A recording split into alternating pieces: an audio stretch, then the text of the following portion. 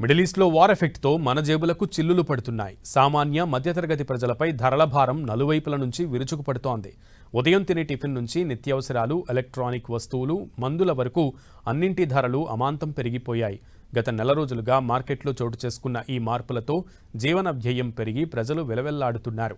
పశ్చిమాసియాలో ఉద్రిక్తతలు, హర్ముజ్ జలసంధి మూతపడడంతో సరఫరా వ్యవస్థలకు ఆటంకాలు ఏర్పడడమే ఈ పరిస్థితికి ప్రధాన కారణం. ఎలక్ట్రానిక్, గృహోపకరణాల ధరలు భారీగా పెరిగాయి. రాగి, అల్యూమినియం వంటి ముడి సరుకుల ధరలు పెరగడం, సెమీకండక్టర్ చిప్ల కొరతతో ఫోన్ల ధరలు 10 నుంచి 20% వరకు పెరిగాయి. గతంలో 15,000కు దొరికిన ఫోన్ ఇప్పుడు 18,000 రూపాయలు దాటింది.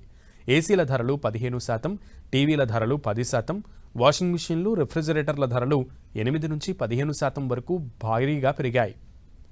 టెలికాం సంస్థలు కూడా టారిఫ్లను 20% వరకు పెంచేశాయి. మరోవైపు అత్యవసర మందుల ధరలు సైతం చుక్కలనంటాయి.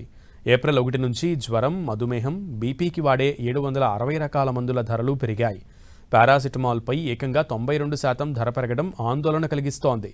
నిర్మాణ రంగంలోనూ ఉక్కు ధర 35%, సిమెంట్ ధర 10% పెరగడంతో సొంతింటి కల మరింత ప్రియంగా మారింది. వాణిజ్య గ్యాస్ సిలిండర్ల కొరత, బ్లాక్ మార్కెట్ కారణంగా హోటళ్లలో ఆహార పదార్థాల ధరలు పెరిగాయి.